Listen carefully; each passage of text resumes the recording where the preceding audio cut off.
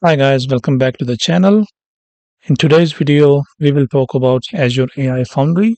Microsoft has just updated the user interface for the Microsoft Foundry. So I thought I should give you an overview of the new UI.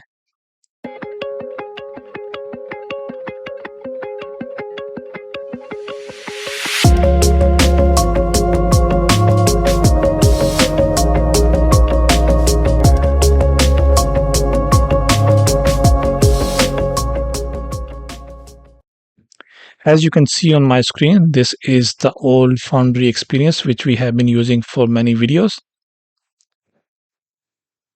And in my another browser, let me open the new UI. You can see there is a toggle button here right on top. It says new Foundry. I'm going to check that option. So once I click on that, I get a drop down and it gives me list of projects. So currently it is showing me only one project. But if I go to my old experience, I can see there are two different projects. So the first project I created, that is a Foundry project. That's why it says AI Foundry. And the second project I created, that was the Hub project. So in your old experience, when you click on create new, you get an option to choose from. So the Foundry resource is the recommended one and the new approach, and the AI Hub resource is the old one. But I have created two in my old experience. In the new experience, you can only create Foundry projects. So that's why it is showing the Foundry project only. So I can click on that project and click on Let's Go.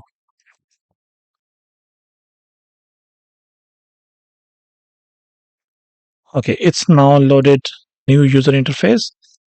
As you can see that this is still in preview version. It was released yesterday. And I'm expecting some more changes in the future. So here is that projects drop down. If I click on that, that shows me only one project, or you can create new project here. You can go to list of all projects. So currently we have only one project. If I go back and select I want to create a new project, so that would ask me the project name and some advanced option. For example, what would be my subscription, what region I want to choose, and what would be my resource group.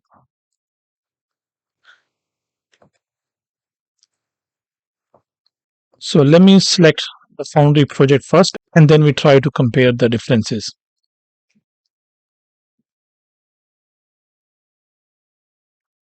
So on the overview page, I can see that I have access to the Azure Foundry project endpoint, and also the key is available here. So if you look at the new experience, I can also see the project endpoint is also available here, and we can see the API key is also there, and along with the region.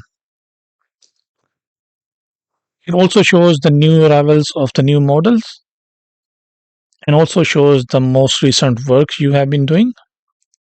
And then we have this coding quick start. If I expand that, I can see that the C# code is available, so that can be used to connect to this model.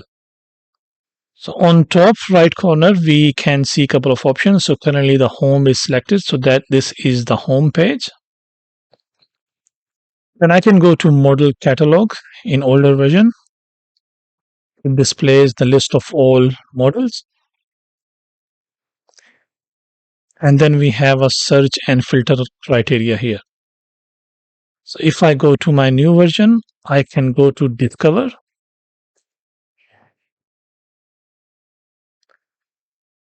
So in Discover, I have an overview page where I can see list of all models, but then I can filter them down by the provider. And I can also see the models and their scores here.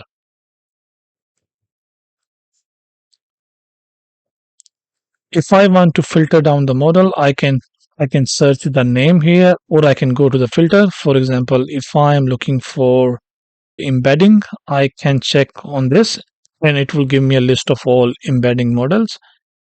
So this is just an overview page. So you can go to models and you can see a list of all models here. So this is a search box where you can search or you can filter them down with the capabilities. For example, if I go here and I look for embedding, it will give me a list of all models supporting embedding. There is an option for the lead board. So that lead board will, these are the top models, and it also gives us different score. So by default, it displays 5 models, but you can click on this arrow, expand it, and you can see a list of 10. Same for the safety. You can click on this arrow, you can expand it and see more options here.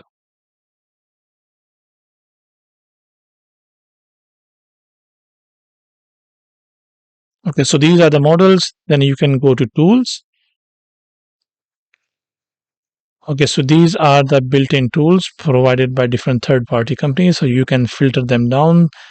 So there will be custom tools or MCP remote or MCP local tools. In this demo, we will also create a simple tool. Then we have this solutions template. So you can use this filter, or if you click on any of these, for example, this one,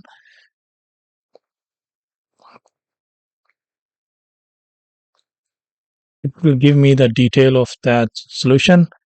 And if you are happy with that, if you want to continue, you can click on the open in GitHub and it will give you all the source code and everything. Okay, so that is our discover page. So now let's move to the build. If I go to my old experience, we have created a couple of agents in the last couple of videos. So if I go into my agent space, I can see all my agents are available here, but none of those agents are visible here. The reason is this, because in the new experience, the classic agents are not available by default. We can create a new agent or we can view the classic agent. So if I go to classic agents, it's open up a new window.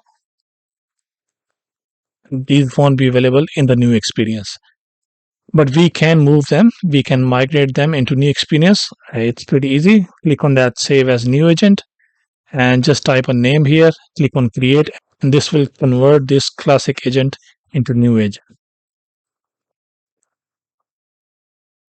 You can also create an agent. So click on create agent. So I'm calling it new UI agent.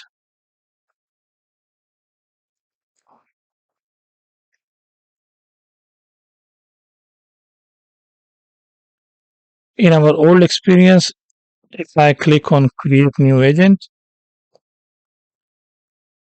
I can see some options here, but these options are limited. For example, if I want to add an MCP server, I can click on add. Just give me these options, but MCP is not available here. So that's why we used VS Code and we created an agent. And in here, we can go to the MCP tools. For example, if I edit this agent, I can go delete this one or I can create a new MCP server as well. So we created an agent with this interface, but we could not attach an MCP server. And for that, we used this VS Code extension, which allows to add MCP server. But in the new experience, this is much easier now. So this is the default model we already selected. You can go to tools. You can click on add and it gives you some built-in options. For example, if you want to use Azure Search or you have a SharePoint or you have a Fabric or you have browser automations, you can use these options. Otherwise, there is a full list of catalog available, which are third-party MCP servers. Or if you want to create your own one, then you can go to custom and we here an option for the MCP server. Click on that MCP and click on create. Okay, so now it's asking for the name. So I'm calling it users agent.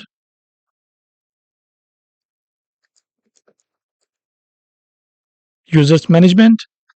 And then it's need the MCP server URL.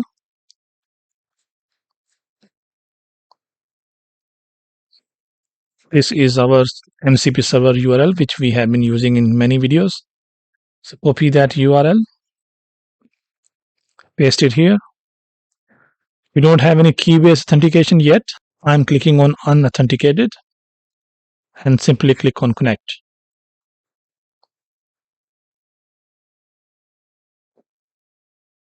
Okay, so the MCP server has been created, but we did not specify that what tools we want to link with this MCP server. For example, if I am here, I can see a list of tools. So this MCP server might have 10 different tools, but we want to expose only these three. But there is no option here. And to do that, and then it says specify the list of all tools separated by a comma. I'm copying the names one by one.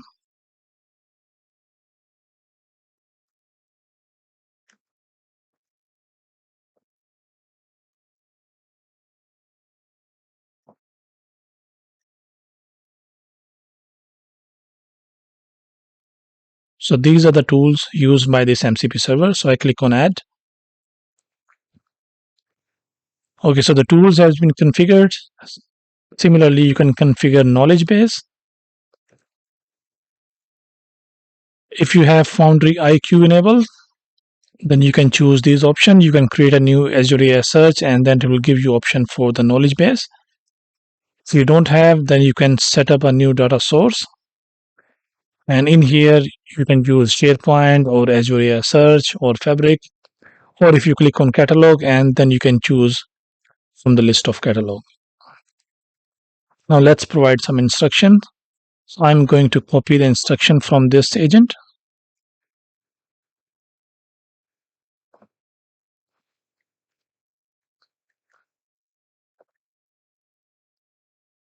So this agent support create new user account tool, get all users tool, and get single user tool. So we created these three tools in the last three videos. So once we have these instructions, we can just save it. So this is the chat interface. Now we have an option for the YAML. Just in case if you need a YAML, then you can use this one, or you have a C# code here. So you can use this one in your C# application. Okay, I'm just testing a simple tool. So I'm saying that please sign me in.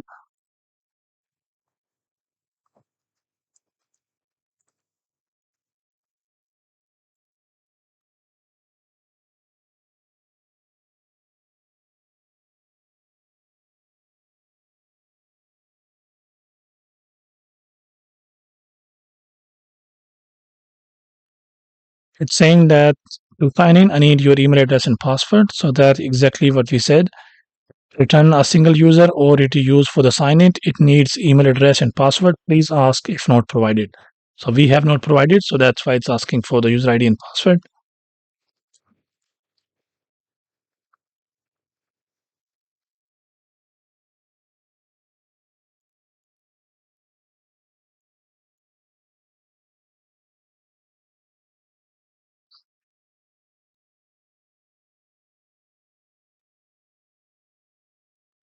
Okay, now it's saying that it is going to call this MCP tool with these two parameters. So I'm approving this.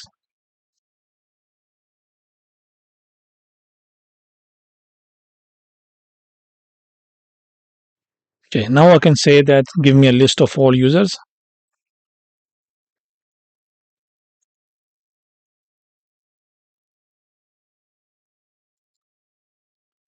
If you are not familiar with these two tools, have a look at my previous videos. So it's going to call this MCP tool in asking for permission. I'm going to approve it.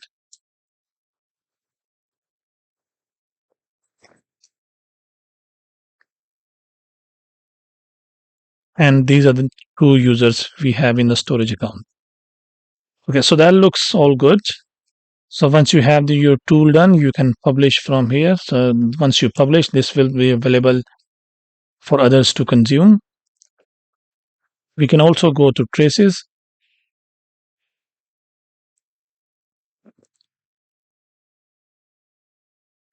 This is basically all the logs. So if I click on this one, so all the conversation happening here will be displayed here. So this is used for debugging. And the good thing that you can now connect your agent with the application inside. So if I have application inside, if I click on connect, it gives me an option to choose which app inside I want to use. So this is the one we have been using. So I can click on that. So that app inside will be now linked.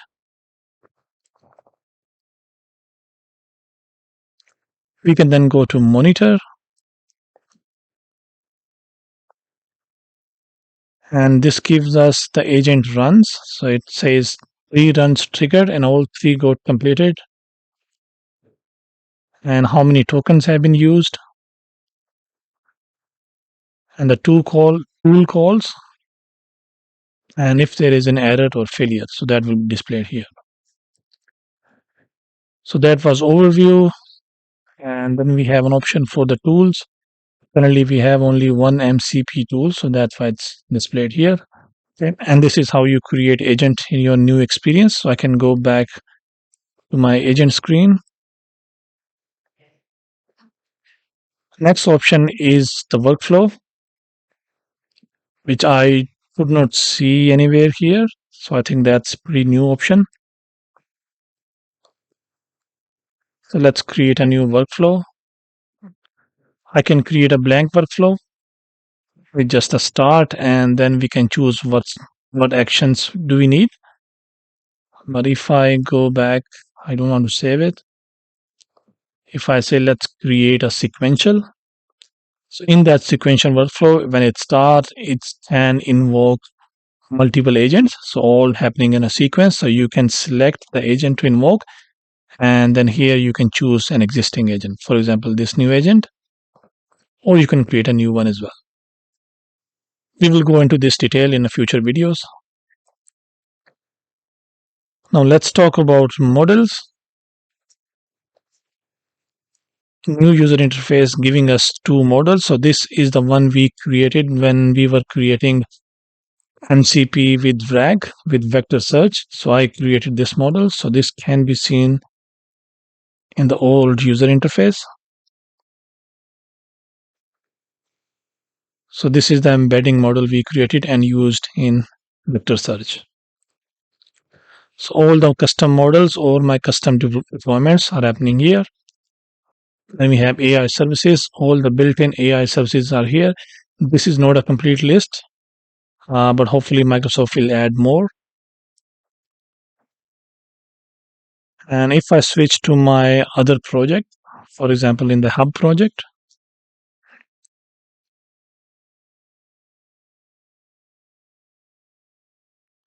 if I go to AI services, there is a section for Vision Plus documents. So this gives us different scenarios. I have videos for first 4 scenarios, so but we have to cover these as well. So this is Vision Plus document service, which is currently not available here, but we can search it. So you go to discover, go to models, and search for document intelligence.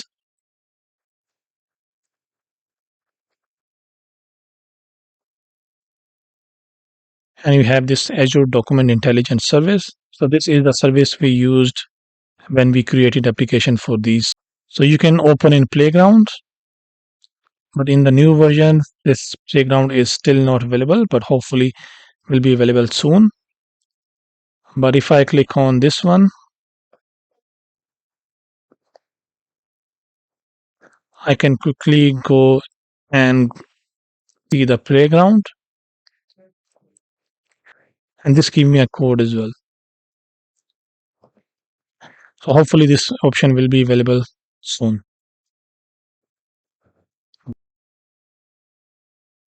Okay, now we can go to fine tune. So we have not used fine tune model yet. Fine tune is that you pick a model. So you pick a model and then you train that model with your own data. So that's a training data. So you can If you have an existing data set, you can use that, or you can upload a new data set. We will be creating some videos on this in future. Now let's move to tools. So this is the tool we created, users management. If I click on users management, it says that this tool is being used by this agent. You can change the authentication model from here. Or if you want to link this tool to a different agent, you can quickly do from here as well. Now let's talk about knowledge. So this is the knowledge source for the Foundry. So I can select an Azure AI search resource. So this needs AI search resource. So I already have that. So I can click on that. I say connect.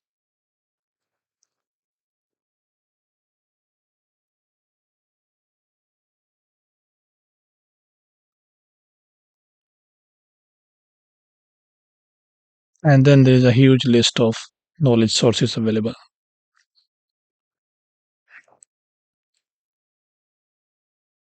Okay, and the last option we want to explore is that operate. So this is similar to the option we have here,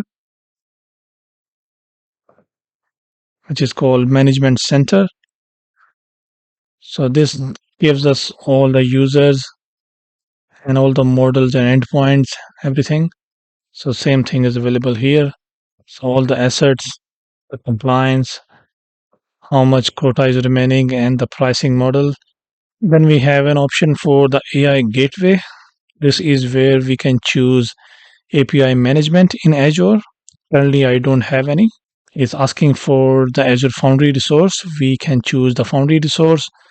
Then we can create a new gateway, or we can use an existing one, because currently I don't have, so I can't use any API management yet. But we will do that in future. And I think that's it. This is the new user interface, and this is still in preview mode. So I will still be using this one for my future videos until this come to the finalized version. So once it comes to finalized, then we will migrate our the old agent into the new agent, and then we will start using this interface. And I think that's it for today. I hope you liked the video. Please like, share, and subscribe, and see you again. Bye bye.